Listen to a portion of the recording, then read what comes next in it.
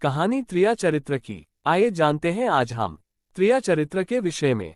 त्रिया चरित्र जाने नहीं कोई, खसम मारकर सती होई। ये कहावत कोई ऐसे ही नहीं बनी है। इसके पीछे एक लंबी कहानी है। इस कहावत का अर्थ है कि स्त्री का चरित्र एक अबूझ पहेली है, उसे कोई नहीं जान सकता है। वह जलेबी की तरह जटिल व्यक्तित्व की स्वामिनी है, जो उल्टा होते हुए भी सती सावित्री दिखने का प्रयास करती है। वह अपने पति को मारकर सती होने का स्वांग रच लेती है। पर ऐसा चरित्र समस्त स्त्रियों का हो, यह जरूरी नहीं है। कुछ स्त्रियां ही ऐसे चरित्र की मालकिन होती हैं, समस्त नहीं। आओ आज एक कहानी सुनते हैं। एक बार पूर्णपुर राज्य के अविवाहित युवराज पुण्य प्रताप के मन में नारी चरित्र अर्थात त्रिया चरित्र के बारे में जानने की लालसा जागृत हुई। इस विषय पर विस्तृत चर्चा करने हेतु वे राज्य के राजपुरोहित के पास गए। राजपुरोहित अपने किसी विशेष कार्य में व्यस्त थे। अचानक सेवक ने कक्ष में प्रवेश करते हुए कहा, महोदय आपसे मिलने के लिए युवराज पधारे हैं। राजपुरोहित ने कहा, उन्हें सस्नेह ससम्मान अंदर ले आइए। युवराज ने कक्ष में प्रवेश करते ही प्रणाम किया और फिर अपना प्रश्न पुरोहित जी के सम्मुख रखा और कहा, श्रीमान आप मुझे नारी चरित्र के बारे में ज्ञान प्रदान करें। राजपुरोहित बोले, मैं इस विषय पर अधिक प्रकाश डालने में सक्षम नहीं हूं, लेकिन आपको इस विषय पर अधिक ज्ञानार्जन हेतु मार्ग बता सकता हूं। युवराज सुनो, सिद्धपुर नरेश की पुत्री सुलक्षणा बहुत बुद्धिमान एवं अति प्रवीण चतुर युवती है। वह ज्ञान और सौंदर्य की अद्वितीय देवी सदृश है।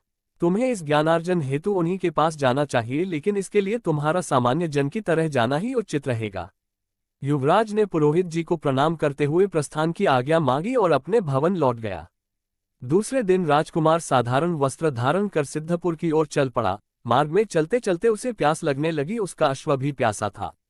दृष्टि दौड़ाने पर थोड़ी दूर उसे एक बगीचा और विशाल सरोवर एवं उसके पास एक बावड़ी दिखाई पड़ी एवं वहां उसकी दृष्टि एक सुकुमारी रूपवती युवती पर पड़ी। उसने अपने अश्व को सरोवर किनारे जल पीने हेतु छोड़ दिया और स्वयं युवती के सन्निकट आकर जल पिलाने हेतु आग्रह करने लगा। युवती ने उसे बावड़ी से जल लाकर जलपान कराया। प्यास से मुक्ति पाकर राजकुमार ने युवती से कहा, हे सुकुमारी, आप मेरे एक प्रश्न का उत्तर दे सके तो पूछूं।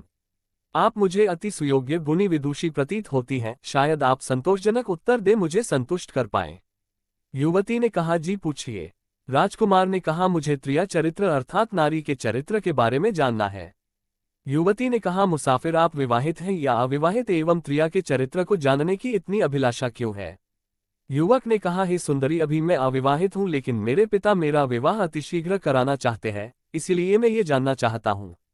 इतना सुनते ही युवती जोर जोर से पुकारने लगी, बचाओ बचाओ, मेरी रक्षा करो, जल्दी आओ, राजसैनिकों, कोई तो आओ, मुझे बचाओ। वह बार बार जोर जोर से चिल्लाए जा रही थी। राजकुमार को कुछ समझ नहीं आ रहा था कि ये हो क्या रहा है, और वह मन ही मन डरने लगा और बोला, आपको मैंने एक सुशील युवती जानकर ही अपना प्रश्न किया था और आपने उत्तर देने हेतु स्वीकृति दी थी, लेकिन अब आप ये क्या कर रही हैं?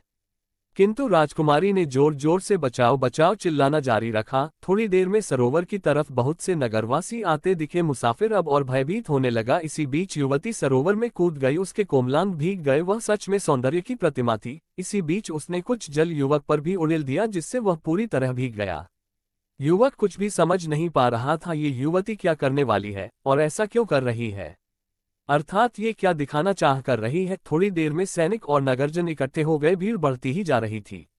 राजकुमार अत्यधिक भयभीत होता जा रहा था। अचानक युवती बोली, धन्य है ऐसे युवक, धन्य है इनका साहस। मैं सरोवर के किनारे जलचरों को निहार रही थी, सहसा एक बड़े जलचर ने मुझ पर हमला कर दिया और मैं सरोवर में डूबने लगी। जलचर मुझे अपने चंगुल में फंसाने की मानो ठान चुका था। पहले तो मैंने स्वयं निकलने की भरसक कोशिश की, लेकिन जब मैं असमर्थ होने लगी तभी आप सबको सहायता हेतु पुकारा। लेकिन भला हो इस युवक का, जो ठीक समय पर मेरी पुकार सुन आ गया और अपनी जान की बाजी लगाकर जलचर से बचाकर सरोवर के बाहर मुझे निकाल लाया। राजकुमार अवाक स्तब्ध शांत खड़ा था। उसकी समझ में ये चरित्र, ये नाटक, ये घटनाक्रम नहीं आ पा रहा था। वह समझ पाने में असमर्थ हो रहा था, ये युवती क्या नाटक रच रही है। नारी के इस रूप चरित्र को समझ पाने में वह अपने आप को अयोग्य पा रहा था। युवती ने सभी नगर जनों एवं सैनिकों से कहा, इस युवक का कल राज दरबार में यथोचित सम्मान एवं नगर भ्रमण का आयोजन कराया जाए। सभी ने युवक के साहस की सराहना करते हुए जयघोष किया और उसे कंधों पर उठा लिया और वे सब नगर की ओर वापस लौट गए। तब युवती बोली, कुछ समझ आया मुसाफिर? यही था आपके प्रश्न का उत्तर, अर्थात नारी चरित्र अथवा त्रिया चरित्र। हे राहगीर, युवक सुन, सिद्ध, योगी, ध्यानी, ज्ञानी, राजा, महाराजा, सामान्य जन कोई भी त्रिया चरित्र अर्थात नारी चरित्र को जानने में अब तक सफल न हो सका है। युवराज अब तक बहुत कुछ त्रिया चरित्र के बारे में जान चुका था, साथ ही युवती के बुद्धि कौशल और चातुर्य को भी कितने सहज सरल माध्यम से उसने त्रिया चरित्र का नाटकीय अभिनय प्रस्तुत कर दिखाया था। अब युवराज ने अपना परिचय देते हुए पुरोहित द्वारा बताए सुझाव को युवती के समक्ष रखा। तदुपरांत युवती ने भी अपना परिचय सिद्धपुर नरेश की पुत्री के रूप में दिया। राजकुमारी के आदेशानुसार युवराज को नगर भ्रमण कराया गया एवं सिद्धपुर नरेश ने युवराज का यथोचित आदर सत्कार करते हुए अपनी गुणवान राजकुमारी का विवाह पुण्य प्रताप के साथ कर दिया। इस पूरे वृतांत को देखकर साधु महाराज बोल पड़े, त्रिया चरित्र जाने नहीं कोई, खसम मारकर सती होई। अगर यह कहानी त्रिया चरित्र की अच्छी लगी हो तो चैनल को सब्सक्राइब करें, वीडियो को लाइक करें, शेयर करें, कमेंट करें। राधे राधे कृष्णा।